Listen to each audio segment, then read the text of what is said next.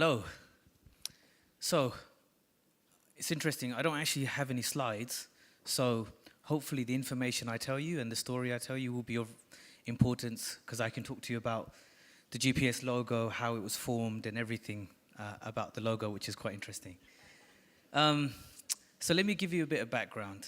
So we are a transaction processor on behalf of issuers. So what does that mean?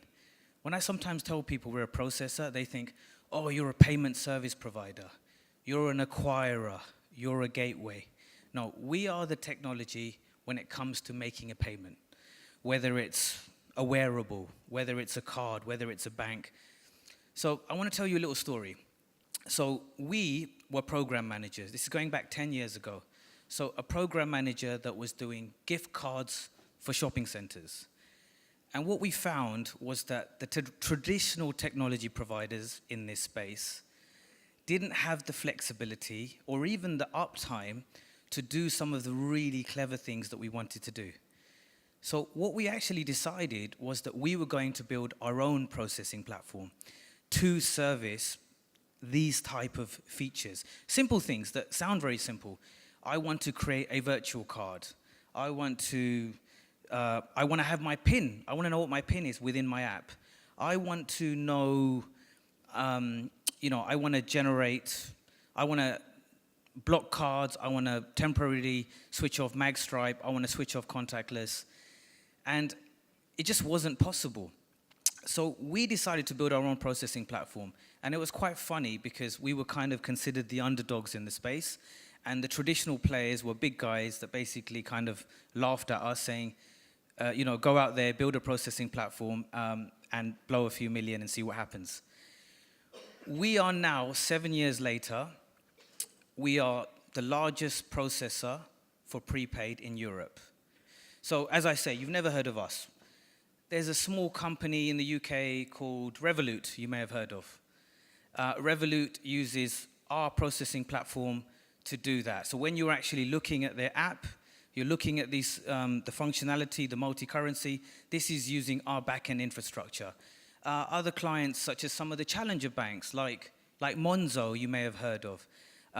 It's interesting one, Monzo, because I don't know if you've seen it here, but they call it a coral colored card. I call it pink, and it's one of those that has had a massive it's become a religion in the UK.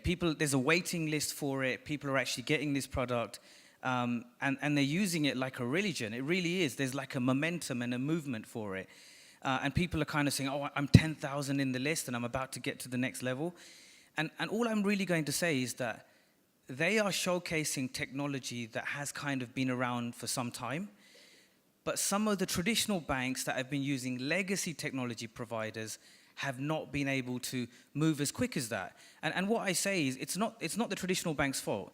They have this infrastructure that is legacy.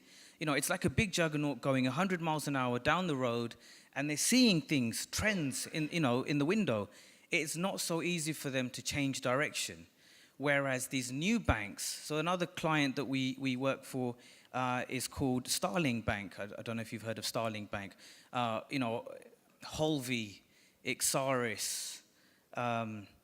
We have over 100 clients, so it's a pretty extensive list. We've got some really clever programs. One in France called SharePay. This is very interesting, and this just kind of showcases what we can do. So there is a card with zero balance. And what you do is you have an app, and in the app you actually choose cards. And what it does is it does just-in-time loading for every transaction. But the very clever bit of it is that it's called SharePay, and you can actually say that when I use this card to do shopping for groceries, I want that loading split to be 50-50 between me and my wife, because I'm doing grocery shopping. And we're basing that on MCC codes. Next minute, I'm going to a casino to use it. I'm pretty sure if I do 50-50, I might not be married for long. So it would probably, we have a good relationship. So I'll say 90-10, right? So we are doing loading just in time based on MCC codes. I mean, in real time. We have another one called Imagine Curve, which is a proxy card. So as I say, it's one card and you're doing loading. You can manage all your cards in one app, and you can say, I want to use this card to do this transaction here, and all of your accounts are managed. You can take photos of the receipts, and you can actually see it. You know, David was talking about Curve. You know, this is one of our clients.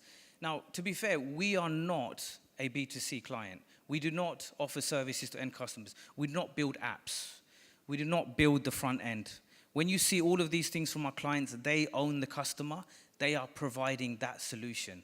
What we do is provide the piping, you know, the actual back-end infrastructure. When you see our API calls, it is very, very extensive, very rich in content. And whether you want to do virtual cards, physical cards, wearables, you know, we've got solutions that we're doing for stadiums where there's access control that doubles up as payment devices.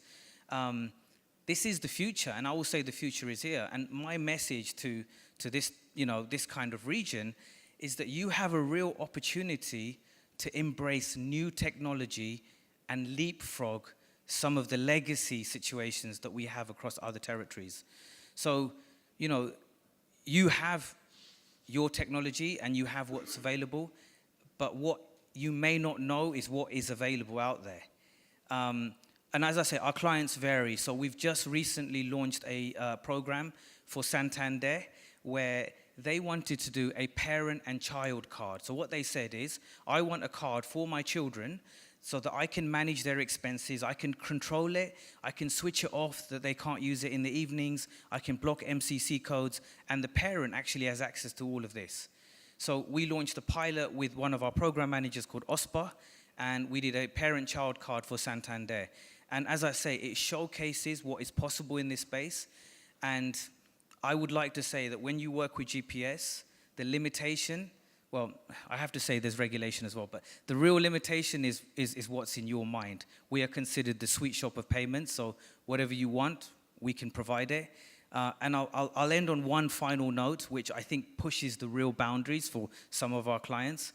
So one of our clients came to our offices and he said, we want to do this solution. We think it's going to be revolutionary. And he said, we're going to do contactless implants. And I thought he was joking. He came into the boardroom. He opened his bag. He took out an injecting kit. And he said, basically, you inject it here in the web of your hand.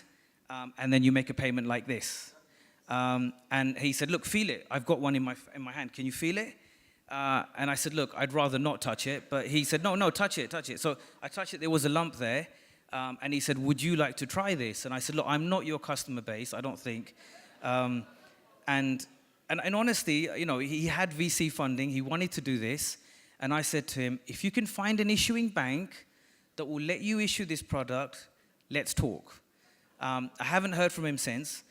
But the main concern probably is that if you're injecting some chip inside your hand, you know, and it gets infectious, I can't imagine an issuing bank that would do it. But if he finds one, hey, you're going to hear about this. It's going to be revolutionary. Thank you.